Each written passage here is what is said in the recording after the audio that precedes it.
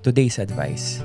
Alam mo kahit pagod ka, pinipilit mo na lang ding intindihin. Kahit nasasaktan ka na, minsan pinipili mo na lang din na manahimik. Kasi ayaw mong may masabi sila. Ayaw mo na lang na may masira.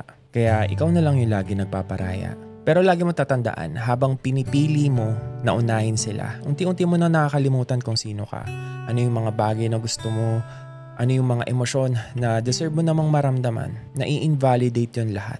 Kasi kapag naipon ng naipon, darating yung araw na sasabog ka na lang, na hindi mo na makikilala yung sarili mo. Alam mo, hindi masamang magmahal Pero ang masama, kung sa pagmamahal na yan, ikaw yung nauubos. Minsan hindi mo naman kailangan lumaban Ang kailangan mo lang, piliin yung kapayapaan. Piliin mo yung peace of mind mo.